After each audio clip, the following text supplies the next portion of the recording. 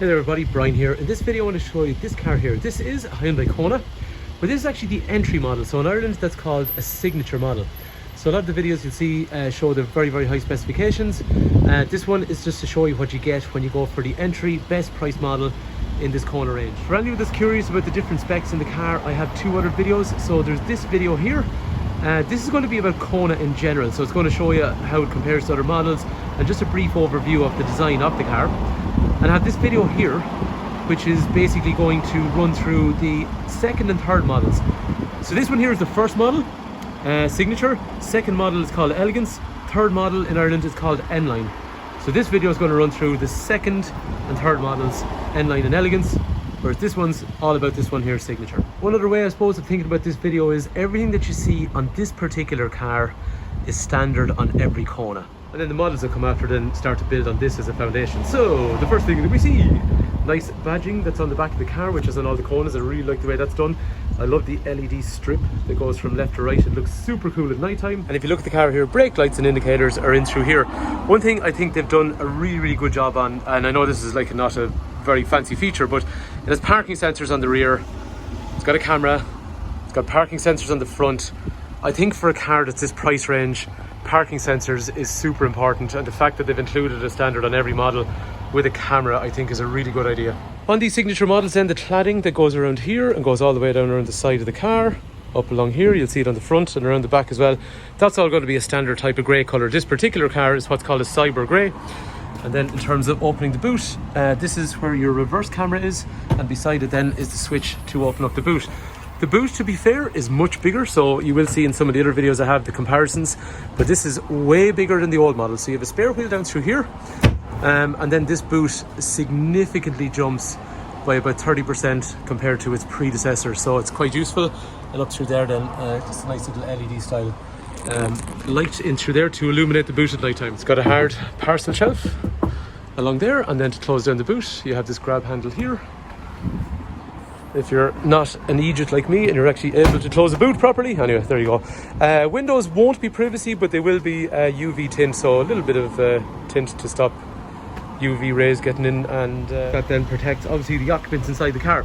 Around the front, like what we saw already, the cladding continues. Sorry, it's a little bit windy where I am. Let's try that again in a more wind-free area. So the cladding, like we were saying to you, continues down the sides, up around the wheel arches, along the front here. These are quite cool. You'll see in the other video I was talking about where it has, they're trying to kind of blur the distinction between hybrid petrol and EV to make them look a bit more similar.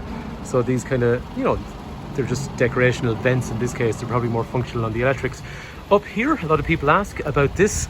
So these are daytime running lights in through here, there and there, but in through the centre it's hard to see with my camera.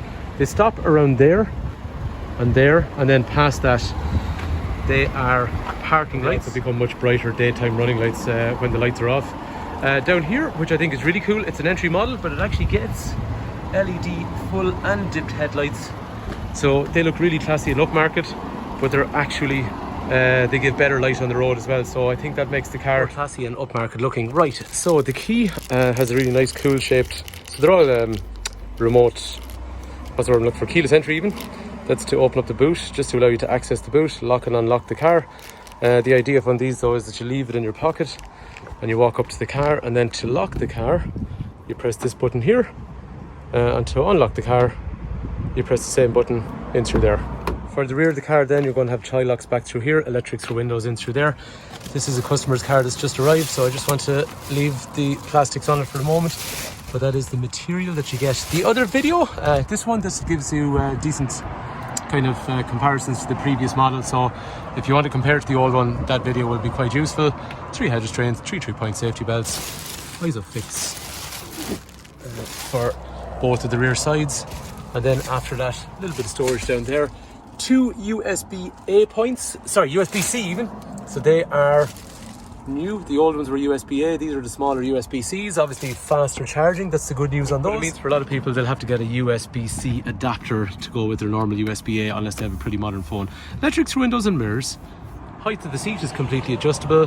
Just one point of note, if you do want folding mirrors or if you do want lumbar support for lower back, you've got to move up to the second or third models. Starting the car is from the button here.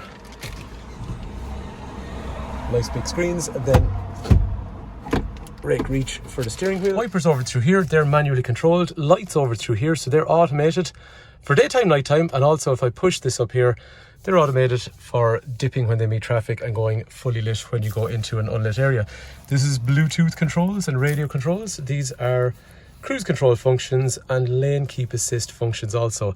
The trip computer, one thing actually I'm really surprised by, this is the entry model, but it actually gets the big screens along through here, which I think is pretty damn cool. Like what we said, parking sensors front and rear, and then you get a camera for reversing as well. I love this. The other one, actually, I have to say the buttons weren't too bad for the digital climate control, which was different temperatures on each side. This is a one zone, so it's one control basically. You have the same temperature all over the car. Look how simple and straightforward it is. Warm and cold, speed up, slow down, where do I want the air to blow, rear demister, air conditioning. Absolutely simple. Down through there is 12 volt outlet, there is another USB-C charger, and then up here you can have USB-C charger or USB-C charger and transferring data if I want to use things like Apple CarPlay and iPods and that kind of stuff to play music, and also Apple CarPlay and Android Auto. This spec can come in either a manual or a hybrid. If this was a hybrid, I would have a shifter over here, and this area would be slightly different, but this one is a manual. But again, either version is going to have things like drive mode controls. Drive mode, depending on how aggressive you want the cruise control and the throttle response to be, and even the air conditioner is regulated by that too. Up here, auto hold to stop us rolling forwards or backwards until we decide to drive again, so it's quite useful for hill starts and stuff. And then parking camera, which you can actually have it on while you're driving forward, which is cool. In the manual, that's how the drinks holders look, slightly different shape in the hybrid. And then some storage in through there as well. Again, like I was saying, I'm super surprised that this is the big screen, so I think that's quite generous. Then again, the price point of the car compared to the previous entry model has adjusted to factor this kind of stuff in. So from the point of view, there's lots of customization and things like that you can do as well. But the fact that they've decided to go with that on entry model, I think it really does justify the price point that's on this car. This car has gotten bigger and it's got way more stuff than its predecessor. Here are things like Apple CarPlay and Android Auto. You can have weather, you can have sports, you have all the settings you want. And after that, then there's even things like vehicle diagnostics and stuff in through there as well. All these cars will then come with an SOS function. They're nice LED style lights that are up in the roof as well. SOS functions then, if you have enough of an impact, there is a crash sensor in the car. It'll look for emergency services to respond to your area if you haven't made a call and it detects a fairly heavy impact, or you can actually use the button as well if you feel like you're in trouble as well. Anyway, this is a quick video. The other videos are much more detailed and kind of go into more detail about how the Kona is compared to other models and different specification levels as well. This is just trying to give you an idea of what you get standard with the car when you go for the first model. And there's lots of stuff. So I think it's unfair to call this car like an entry spec at this stage with the amount of stuff you get in it. One point to note, the wheels on the outside, I forgot to say, they are a 16-inch wheel. So there was a little bit of confusion about that, how the wheels would be when the car came out first. So this is the 16-inch wheel that comes on the car as standard. In terms of safety features, obviously I have driver, passenger, side, curtain airbags, steel bars for side impact protection, lane departure warning like we talked about, crash mitigation, which if I don't react in time under 30 kilometers an hour, it'll try and stop me from hitting the object in front, and even over those speeds there will be a warning as well.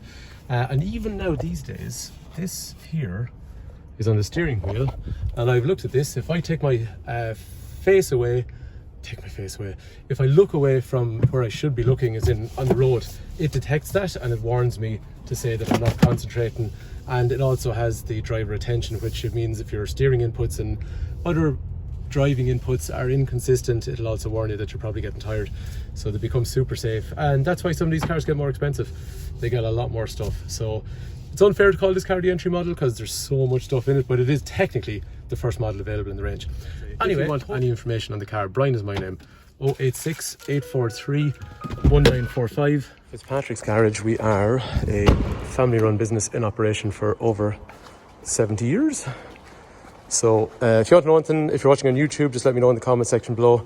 If you're in Ireland and you want to buy one of these and you want to find out more, give me a shout on the phone number I gave you. And thanks for watching.